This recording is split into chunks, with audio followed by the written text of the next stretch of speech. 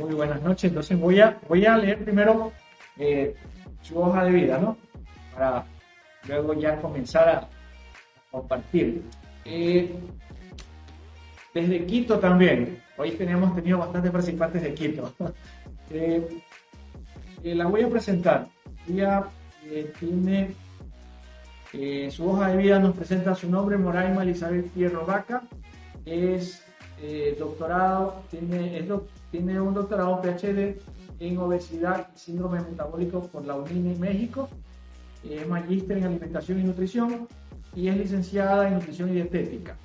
Tiene capacitaciones recibidas en actualización de nutrición pediátrica, actualizaciones en nutrición pediátrica, tiene algunas, y cumple funciones directivas, es jefa de nutrición de la empresa Pronaca, jefa del Servicio de Cliente y Consumidor Pronaca, tiene experiencia docente en instituciones de educación superior, como son la Universidad Autónoma de Quito, en la Facultad de Ciencias de la Educación, carrera de especialización en Educación Física y Entrenamiento Deportivo. Las materias impartidas han sido nutrición aplicada al entrenamiento deportivo, Universidad Técnica del Norte, módulo impartido de nutrición, y tiene experiencia participativa en Pronaca, Centro de Capacitación entre Juegos y Radiovisión, nutricionista. Tiene una amplia trayectoria. Le voy a dar la cordial bienvenida a la doctora Moraima Fierro Vaca. Bienvenido, Moraima, buenas noches. Hola Carlitos, ¿cómo estás? Para mí es un honor y es un verdadero gusto estar por acá compartiendo un poquito información relacionada justamente a la alimentación, que en estos momentos es súper importante. Bien, ¿qué tema tiene para esta noche, doctora? Bueno, el día de hoy puedo compartir pantalla, ¿verdad? Sí. Bueno, el día de hoy quiero compartir con ustedes al respecto de hábitos saludables y su impacto en las defensas. Este tema yo lo escogí por lo que me di cuenta, existe un público diverso en el entorno y por esa razón voy a hablar algo al respecto relacionado a la nutrición básica, porque debemos partir desde ahí para poder trabajar con cualquier índole, sea esta el público en general o también deportistas. Es posible que en este momento esté solventando información sumamente básica, no especializada en función del deporte, más sin embargo, este sería considerado el punto de partida para un trabajo a ese nivel. Quisiera empezar mencionando algo que la gente en general está pasando por alto, aunque nosotros escuchamos que hay problemáticas relacionadas con la alimentación, no le estamos haciendo mucho caso al tema. ¿Y por qué es importante hacerle caso a este tema? Porque lamentablemente si una persona no tiene un estado nutricional adecuado, las enfermedades, entre estas, por ejemplo, COVID, se pueden hacer frecuentemente presentes. Por lo tanto, quiero en este momento presentar datos muy generales en el mundo relacionados con el estado nutricional de la población. Por ejemplo, en el mundo, nosotros tenemos 151 millones de niños con desnutrición crónica, niños menores de 5 años, que fueron afectados. La desnutrición crónica afecta directamente al retardo en el crecimiento de los niños. Por el otro lado, esto es algo que a nosotros nos está alarmando como personal de salud, y es el hecho de que estaba entendido que nosotros teníamos una población adulta con sobrepeso y obesidad. Pero lo que actualmente nos está alarmando es que 124 millones de niños y adolescentes tienen obesidad. La obesidad antes se la graficaba únicamente en la población adulta, pero actualmente está creciendo de una manera alarmante en los niños y adolescentes. Por otro lado, también tenemos una población que sufre de hambre, especialmente, fíjense, aunque América Latina es una región, una zona muy rica, lamentablemente tenemos población que sufre de hambre. Y algo que también nos tiene muy, muy preocupados es el hecho de que más del 50% de la población entre 20 y 60 años, esto fue sacado un dato en SANUD 2018, Encuesta Nacional de Salud y Nutrición, El 62.8% de la población tiene problemas de sobrepeso y obesidad. Y ustedes me van a decir, ¿y eso en qué implica? ¿Y eso por qué es relevante? Es relevante por la simple y llana razón de lo siguiente, para que ustedes tengan una idea de qué significa la desnutrición infantil. Significa que puede incidir gravemente en la productividad de nuestra futura población si no hacemos algo.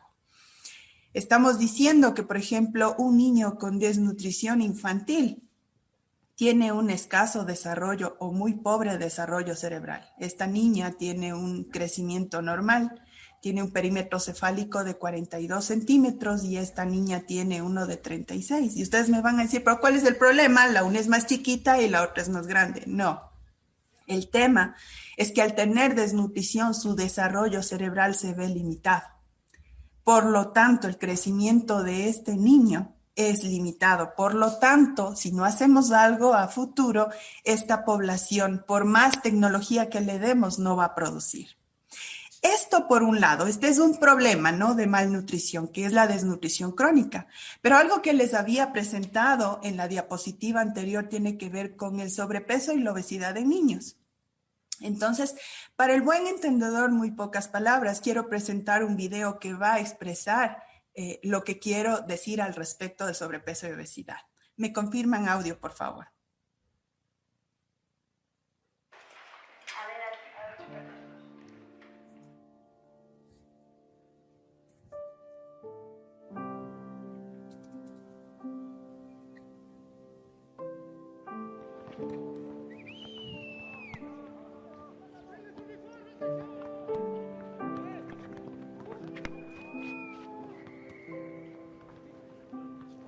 No vi en qué instante fue cuando se desvaneció. Yo recuerdo que estaba con ellos a la hora de deportes y fue cuando yo me acerqué, vi que no reaccionaba. Entonces le hablé a uno de los chicos que fuera por la enfermera. Empecé a hablar para ver si reaccionaba y no despertaba. Empecé a tomar signos vitales y pues estaban muy débiles. Estaba en la oficina y recibí la llamada. Se me hizo muy extraño que me llamaran del colegio. Y no podía creerlo. No podía moverme en ese momento porque me impactó mucho lo que me estaban comentando, lo que me dijeron. Y no sabía qué hacer, no supe qué hacer. Me dijo que le había pasado algo al niño. Salí corriendo. Cuando iba en el camino me volvieron a hablar. Y me dijeron que se lo habían llevado al hospital y me fui directo para allá. Al llegar al hospital, pregunté por él y salió un doctor y me dijo que mi hijo había muerto de un infarto. ¿Cómo puede ser que un niño de 12 años se muera de un infarto? Pensé, me puse a gritar como loca. Le dije que no era cierto, que estaba mal, que ese no podía ser mi hijo. Hoy entiendo que uno como padre ves a tus hijos crecer y piensas que están sanos. Desafortunadamente no te das cuenta y pasas por alto muchas situaciones que en el caso de Poncho fue lo que me pasó. Nunca nos dimos cuenta, no me di cuenta realmente de que su alimentación, el que no hiciera ejercicio, el sobrepeso, le causara la muerte. Bueno, mira, el resultado de la necropsia fue muy claro. Él tuvo un problema de las arterias coronarias, estaban ocluidas, y también se detectó que tenía hígado graso. Entonces, bueno, todo esto desencadenó en un infarto agudo al miocardio, ¿sale? Muy posiblemente el chaparrito haya cruzado con una hipertensión por la misma causa, por la oclusión, ¿no? Los ateromas, las placas de ateroma que tenían en todas sus arterias. A fin de cuentas, todo esto derivado de la obesidad. Nos acercamos para que supieran esta historia, para que sepan realmente qué es lo que pasó. La muerte de Ponchito fue por obesidad. Y para que a nadie más le pase esto.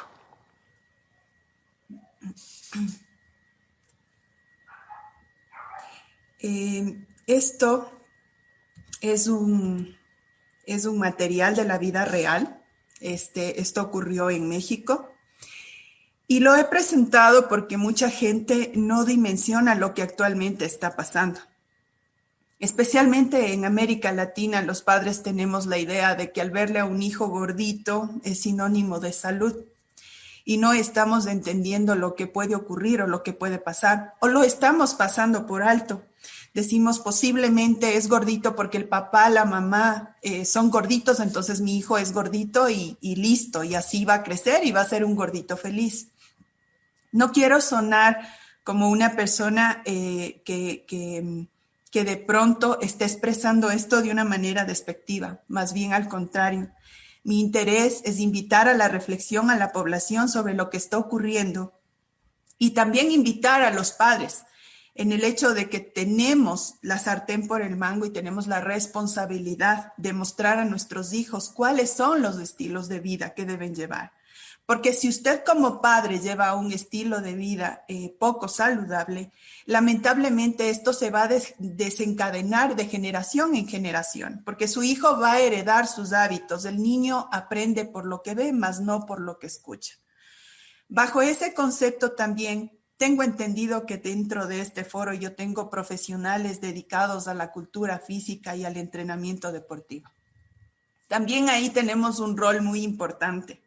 Porque resulta que las actividades que de pronto se hacen dentro, hoy, en nuestra nueva realidad, dentro de lo que llamamos el student office, el estudio dentro de casa, el student home, perdón, lo que estamos haciendo es prácticamente dando lugar a que el niño se vuelva sedentario. No le motivamos a que haga trabajo físico. Y dentro del esquema de los padres que están en el entorno, para ellos no existe otra forma de hacer actividad física si no es fuera de casa.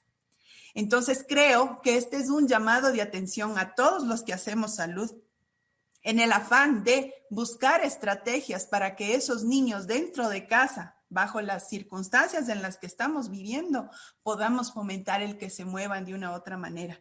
Porque si no, las consecuencias son las que acabamos de ver en el video, porque el crecimiento de esta enfermedad realmente es alarmante en el mundo y no se diga en el Ecuador. Pero bueno, para poder un poco contrarrestar este tipo de problemas, debemos entender qué está pasando en el Ecuador. Entonces, quiero compartir con ustedes datos relacionados con la Encuesta Nacional de Salud y Nutrición que se realizó en el año 2012, porque ese es el detalle más preciso del comportamiento de nuestra población. Por un lado, tenemos afectación respecto a los estilos de vida. Tenemos consumos de ciertos alimentos que son vitales, que son importantes, un consumo bajo. Por ejemplo, el consumo de alimentos fuente de proteína. El consumo de frutas y vegetales realmente es muy bajo y en cambio existe un alto consumo de alimentos que si se consumen en exceso significan de riesgo. Por ejemplo, los carbohidratos, los azúcares, la sal, las grasas. Y por el otro lado, algo que a mí me llamó la atención en una publicación que existió en El Comercio hace 2 días, hablaba de que el 41.8%, datos del 2014, es la población activa, es decir, menos del 50% de la población entre 18 y 60 años es activo. Algo que también me llamó la atención es que decía que el 93% de la población tenía entendido que la actividad física únicamente se podía hacer fuera de casa y que apenas el 7% identifica como una alternativa el hacer actividad física o ejercicio dentro de casa. Entonces, este es un llamado de atención a los profesionales que trabajamos en el área de la cultura física, del ejercicio y también desde el lado de la alimentación para fomentar la movilidad. El hecho de que la gente conciba de que la actividad física únicamente se puede hacer fuera de casa se debe muchísimo al aprendizaje familiar, pero creo que depende de nosotros el darle alternativas a la gente para que pueda hacer un trabajo físico dentro de casa. Y más aún con estos problemas de salud que se están derivando, especialmente en los niños. Los niños están pasando varias horas frente al computador, lógicamente por temas de estudio, pero en la parte de cultura física y actividad física, ¿qué estamos haciendo para brindarle alternativas de movilidad a ese niño que pasa tantas horas frente a un computador? Otro tema reflexivo que debemos manejar es el siguiente. Bajo esta nueva realidad, yo me puse a pensar qué es lo que está pasando, ¿no? Entonces, primero, la alimentación sana antes se hablaba de que tenías que comer únicamente saludable, sea solo o sea acompañado. ¿Qué es lo que está pasando actualmente? Para mí, la experiencia de la pandemia fue una experiencia favorable. ¿Por qué? Porque de nuevo las familias se volvieron a reencontrar para comer. Nosotros estamos viendo qué es lo que nuestros hijos están recibiendo. Antes posiblemente no lo hacíamos porque pasábamos largas horas fuera de casa y de repente nuestros hijos estaban en la crianza o a cargo de algún familiar o pariente cercano. Actualmente tenemos la oportunidad de ver y de compartir en familia. Por lo tanto, esta oportunidad de generar hábitos saludables respecto a la alimentación es muy favorable para nuestros hijos y para nuestra familia. ¿Qué pasaba antes? En la parte de ejercicio físico nosotros teníamos identificado que íbamos a un espacio, que estábamos en el parque, que estábamos fuera. Hoy por hoy posiblemente lo que tenemos que hacer es fomentar en la gente actividades dentro de casa. Realmente hay varios videos que ustedes pueden encontrar de influencers que hablan al respecto de la actividad dentro de casa, pero hay un problema. La gente no sabe cómo hacerlo ni cómo utilizarlo. Sería interesante el darle herramientas para que sepa o alguna orientación para que sepa cómo hacerlo. Y desde el otro lado, una tercera arista que es muy importante y que tal vez es la que más ha afectado a la gente, es la relacionada con el entorno, ¿no? Porque en el entorno yo creo que el amor se ha mantenido dentro de familia, dentro de casa, dentro de nuestros seres queridos que tenemos lejos. El amor continúa, eso no ha cambiado. Hay calidez y amor con nuestros amigos, con nuestros parientes. Lo que ha cambiado es el entorno familiar y social. Entonces, actualmente ya no somos como una especie de manada, ya no estamos todos juntos porque debemos cuidarnos, pero está el núcleo familiar. Y es el núcleo familiar quien recibe nuestra influencia directa. Y es en estos momentos que estamos en contacto con ellos donde realmente podemos impartir, sí o no, hábitos saludables. Algo que nos dimos cuenta en este proceso es que la nutrición y la alimentación en nuestra población se basa mucho en creencias. ¿Sí? El aprendizaje que nosotros generamos en la gente es de generación en generación. Entonces mi abuelita decía que se debe comer de esta forma, la mamá aprende de esa forma y así sucesivamente. ¿Y qué tal si es que esos estilos de alimentación posiblemente en ese momento servían, pero ahora ya no? Entonces, bajo ese concepto, yo he traído ciertas pautas que a la gente le puede servir como unos tips importantes a considerar en estos momentos que estamos viviendo. Primero, es fundamental que la gente concibe el hecho de la importancia de consumir 5 comidas al día. Hay algunos autores que hablan solamente de 3, otros de 2. Yo voy a explicar por qué razón me apego muchísimo al hecho de 5 comidas al día.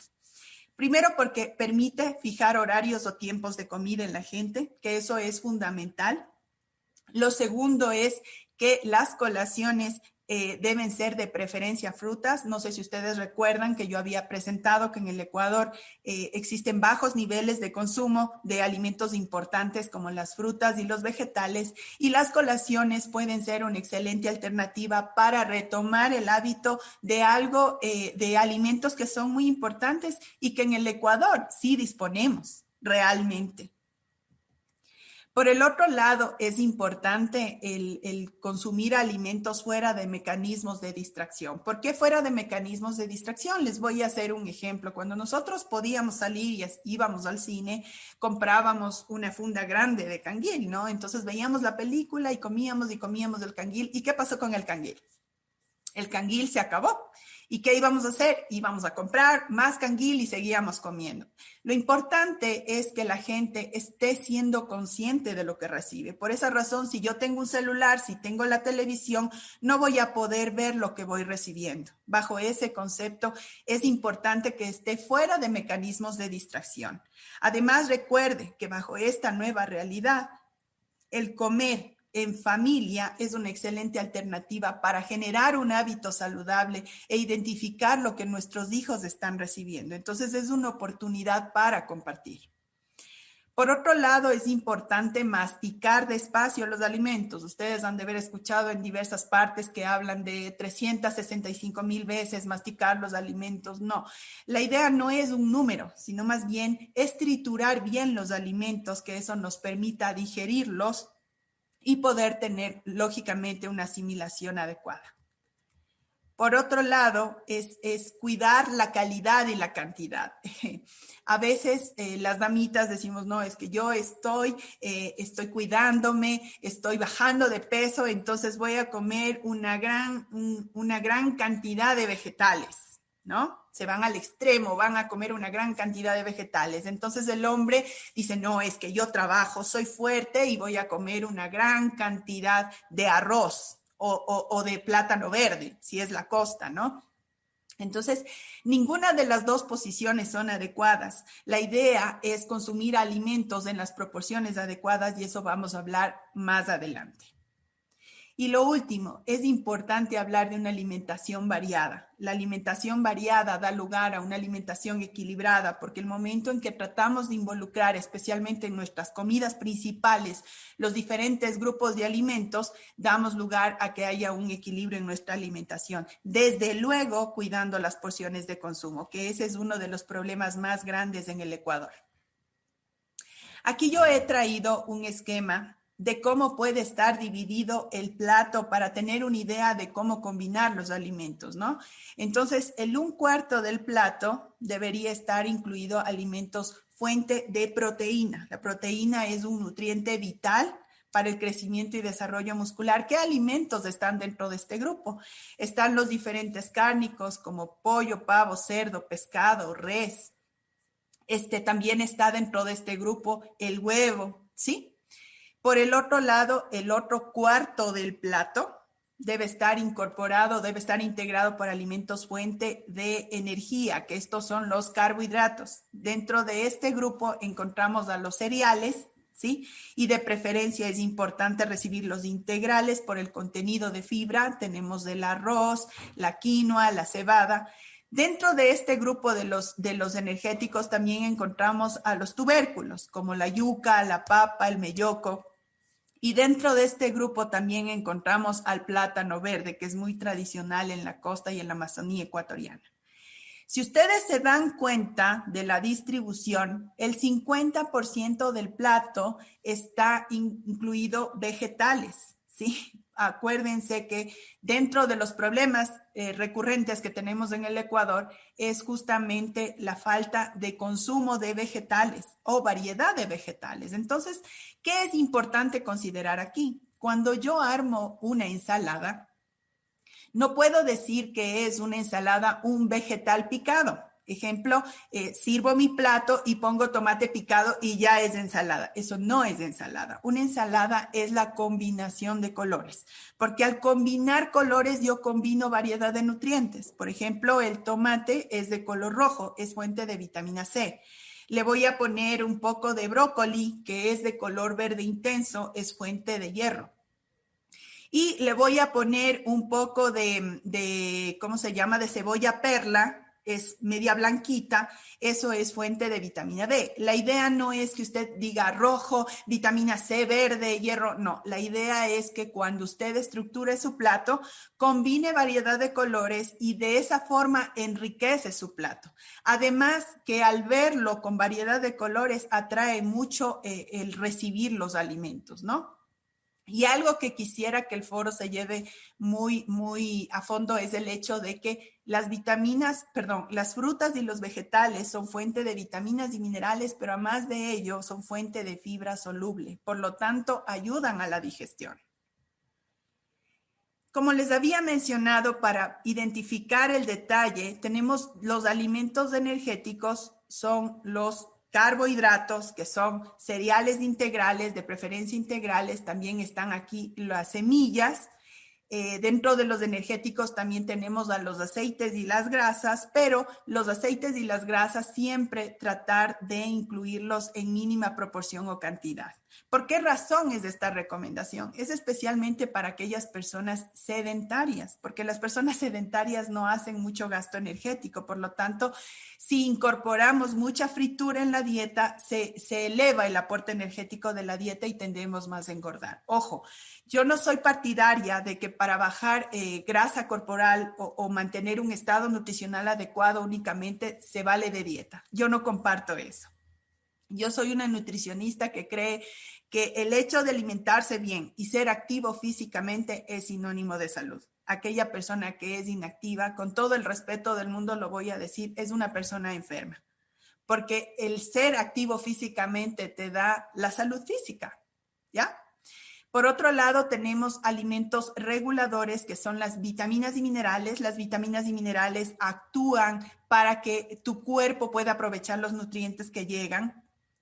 Y finalmente están los alimentos constructores, que ya los mencioné, que son las fuentes de proteína y son la diversidad de cárnicos. También están los lácteos dentro de este grupo, están los granos y también están las semillas, a más del huevo, claro está.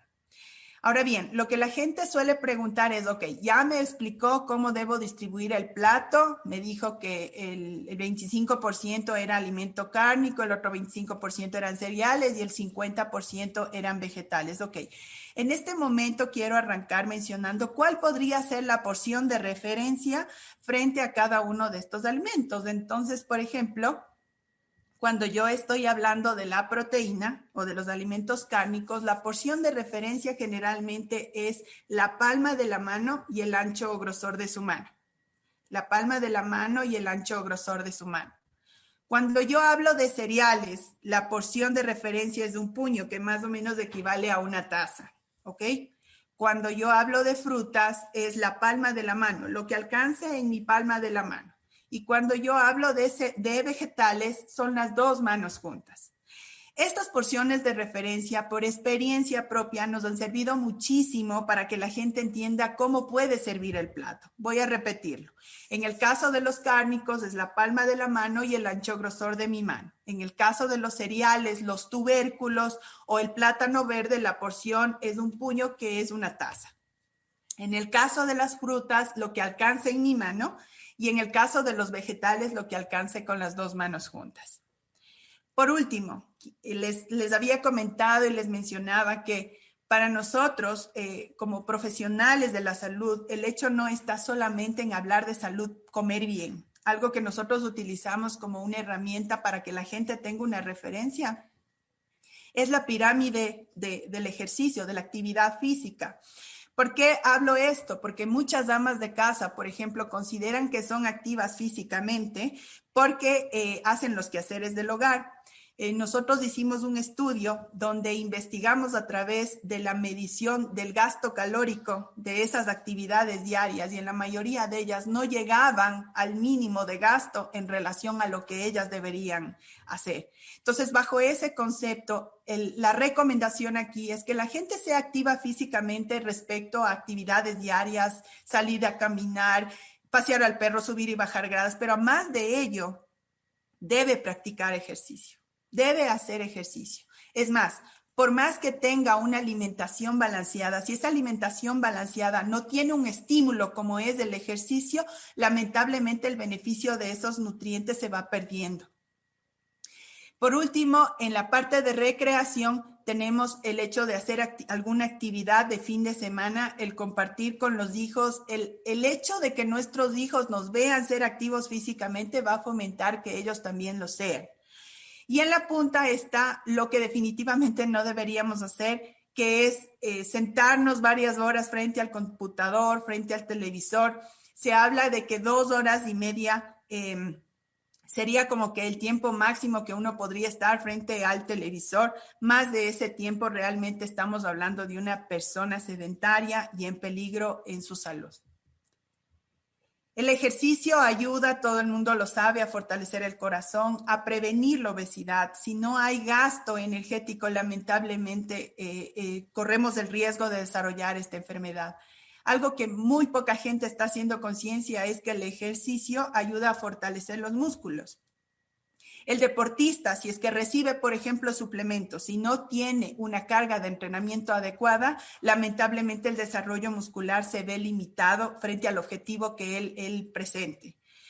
Contrarresta el envejecimiento. La gente que es activa físicamente realmente se ve más joven de la edad que realmente tiene. Algo que nosotros hemos utilizado como pauta es que aquella persona que es sedentaria, que no hace nada, puede empezar con 30 minutos, pero realmente la Organización Mundial de la Salud habla de recomendaciones en función de los grupos de edad. Realmente habla de que los niños de 5 a 19 años deberían hacer mínimo 1 hora de actividad física diaria determinada como ejercicio. En el caso de los adultos deberíamos hacer 1 hora diaria de lunes a viernes, 5 días a la semana, porque habla de un número determinado de minutos, que son 300 a la semana. Y en el caso de los adultos mayores habla aproximadamente de 150 minutos, que darían como que 30 minutos de lunes a viernes. Lo importante es que tratemos de considerar que las dos cosas son la base para mantener una buena salud. ¿Y qué tiene que ver esto con las defensas? Tiene mucho que ver. Una persona que tiene desnutrición y una persona que tiene sobrepeso y obesidad tiene sus defensas sumamente bajas. Su condición se ve afectada el momento en que tiene estos dos estados nutricionales, el momento en que tienes un peso bajo y el momento en que tienes sobrepeso y obesidad. Por esa razón es importante contrarrestar esta condición. De hecho, nosotros hemos visto y han salido nuevas publicaciones que aquí las he traído, que hablan de que aquella persona, si por mala suerte contrajera la enfermedad, aquel que estuvo en un estado físico adecuado, realmente los efectos de la enfermedad disminuyen en relación a una persona que es inactiva físicamente. Obvio que también aquellos que tienen antecedentes como problemas de pulmón, problemas del corazón, sí se ven más afectados, más sin embargo, aquella persona que tiene un estado nutricional adecuado da lugar a que de pronto, si llega a contagiarse, los efectos de la enfermedad realmente sean menores. Por último, algo que también la enfermedad nos ha ayudado a ver es el tema de armonía, ¿no? Es parte del entorno, que es lo que yo les presentaba al inicio de la exposición. Y es que muchas personas han dicho es que este momento de confinamiento ha sido un momento también para divorcios como también para uniones. Mucho tiene que ver el efecto de trabajar entre la emoción y la razón. Las emociones realmente influyen en nuestras acciones y bajo ese concepto, algo que es importante es, si yo me mantengo con buena salud, si yo me siento bien conmigo mismo, voy a poder irradiar ese bienestar a los que me rodean. Y en este caso y en estos momentos, quienes están a mi alrededor son mi familia. Entonces, bajo ese concepto, lo que invito al foro es justamente a mantener estos hábitos saludables que no solamente les va a permitir sentirse bien consigo mismos, sino también irradiar felicidad, irradiar paz a quienes más amamos, que son nuestra familia. Eso es todo, Carlitos. Muchas gracias. Escucharla de manera muy atenta a la doctora Moraima Fierro. Ella tiene un doctorado en obesidad y síndrome metabólico, así que hay que sacarle el máximo provecho a la doctora Moraima Fierro para que se explaya a nivel no solamente de nuestro país, sino a nivel mundial, hablando sobre esta pandemia que no se la aborda mucho. ¿Sí, es así o no es así, doctora? Así es, así es. Lamentablemente estamos tomando muy a la ligera este tipo de aspectos que son tan básicos y que son realmente manejables, pero una de las experiencias que puedo compartir es que mucha gente no actúa porque desconoce.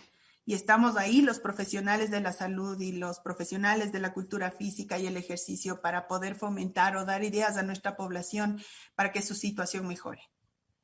En el tema de la pandemia, ¿no? Los chicos ahorita ya no están activos porque las escuelas están cerradas momentáneamente. Se ha hecho más notorio el tema de que los niños abren, cierran la nevera, cada rato aumentó la ansiedad. Nosotros el año pasado hicimos un entrenamiento virtual en el cual los chicos bajaron de peso, otros lograron adicionar el tema de la actividad física, lo que tú decías en la parte de tu conferencia, qué ejercicios tenemos que hacer en casa. Entonces aquí entran los profesionales. Si de pronto detectas algún niño, un hijo tuyo de 9, adolescente de 12, 13, que está presentando obesidad, no nos estamos dando cuenta de las consecuencias. ¿Qué les hablarías tú a aquellos padres o madres que de pronto tienen algún chico con algún problema de obesidad, pero piensan que ser gordito es sinónimo de felicidad, ¿no? Y que el niño se lo ve feliz? Bueno, algo que yo quisiera compartir, una experiencia personal. El momento en que yo he tenido la oportunidad de trabajar justamente en pandemia en temas relacionados con educación y bienestar y salud, ¿no?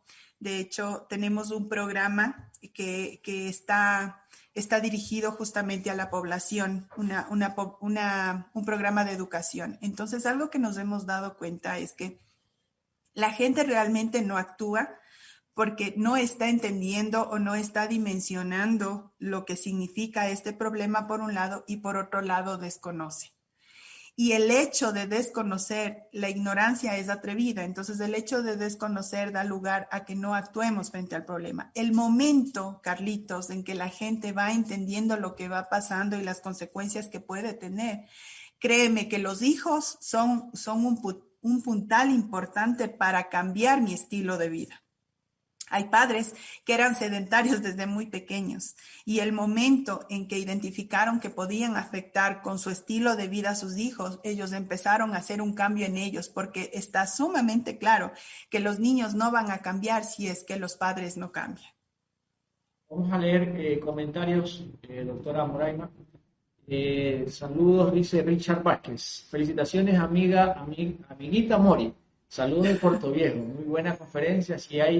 Así es, hay que inducir a nuestra familia y amigos cómo hacer actividad física en casa y, por supuesto, sobre un principio la alimentación sana, saludable, variada y equilibrada.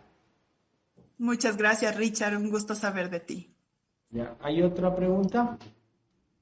Marlon Sánchez dice: felicitaciones. En el proceso de nutrición de nuestro organismo es muy importante el horario y la frecuencia. ¿Cómo se debe planificar la misma? Lo que me gustaría saber es, bueno, se debe planificar en función de la necesidad, que yo lo había planteado. Existen varios autores que hablan de diferentes formas, más yo recomiendo siempre las 5 comidas al día, por lo que ya expliqué. Pero tiene mucho que ver con la distribución de tus horarios y tus tiempos de trabajo. O no sé si es deportista el estilo de alimentación es diferente y la adaptación es diferente. Pero en este caso hablaría como una persona común y silvestre, y bajo ese concepto algo que me permito recomendar es que establezcas, si es que no tienes el hábito de las 5 comidas al día, establece alarmas en tu celular que te permitan recordar que, por ejemplo, debes recibir una colación o ya es tiempo de comer. A veces con la nueva modalidad de trabajo nos olvidamos del tiempo y estamos muy enfocados a lo que tenemos que hacer. Entonces, el hecho de hasta acostumbrar a nuestro cuerpo a un nuevo estilo de alimentación, de horarios fijos, es importante tener eso como una herramienta que ha servido a muchas personas para generar el hábito de horarios y tiempos de comida. Muy bien, interesante las aportaciones. No sé si hay algún comentario más. María Aguirre nos envía saludos, dice saludos, un abrazo para ti. Adela Alcibar también nos envía un girasol. La Rosa de Guadalupe nos envía ella. Bueno, ok. algo más que quisieras acotar, Mori, antes de entregarte el certificado de esta capacitación virtual. Primero que es un gusto y un verdadero placer volverte a ver a los tiempos, Carlitos. A los años. Espero que te vaya muy bien también a ti en tu doctorado. Yo conozco a Carlos porque estuvimos en el proceso juntos y te deseo lo mejor de los éxitos. Realmente el hacer este tipo de programas que den lugar a que la gente pueda educarse es una excelente alternativa para buscar la salud de nuestro Ecuador, de nuestra gente, porque nuestra gente se lo merece. Perfecto, gracias, Moraima. Tú sabes que lo hacemos con todo el cariño, toda la pasión. Yo creo que necesitamos juntarnos más profesionales de la salud, así como tú lo has hecho. Yo creo que nuestro país, nuestro mundo sale adelante. Voy a compartir el certificado Innovación y Consultoría Médica, doctor Carlos Meizalde, junto a la Federación Internacional de Educación Física, FIEC, Ecuador, Quito. Confiere el presente certificado en calidad de exponente a Moraima Fierro por su participación en el primer Congreso Virtual Semana de la Actividad Física, hoy 8 de abril. Firma el Magíster Giovanni Campaña, primer delegado de la FIEC Ecuador, y el Magíster Carlos Meizalde, delegado provincial de la FIEC Ecuador. Así que, Moraima, un abrazo grandioso, un agradecimiento sincero de habernos dado tus minutos de tiempo para pulir mucho más esta Semana Mundial de Actividad Física. Ayer fue el Día Mundial de la Salud y yo creo que necesitamos estos conceptos. Yo creo que aquí se está debatiendo la vida y la muerte de mucha de nuestra gente, está en riesgo porque no tienen una alimentación adecuada, no realizan actividad física y eso está debutando. Hay gente, pacientes que yo he tenido, superan rapidísimo el tema del COVID, como que entra y sale el virus rapidísimo. Pero otras personas que no tienen conocimiento, como tú lo dices, o no saben las secuelas que originan el tema de tener la obesidad, te alarga, las complicaciones te la aumenta en el tema de la hipertensión, la diabetes, no saber de actividad física, eso nos animó a hacer esta actividad y gracias por rapidísimo haberte puesto a la disposición porque de pronto la invitación llegó, fue súper rápida, pero aquí has estado. Un abrazo y muchas gracias, Moraima. No, para mí fue un verdadero placer. Estamos alineados, Carlitos, buscamos esto, buscamos salud en nuestra gente, buscamos que nuestro país salga adelante y profesionales como tú, como varios que existen, el aportar con un granito de arena a nuestra gente creo que es apoyar al desarrollo del Ecuador. Muchas gracias, Moraima. Nos vemos en un próximo evento y ya en México graduándonos, ¿no? Ojalá. Un gusto. Gracias. Bye, gracias. Cuídate. Chao.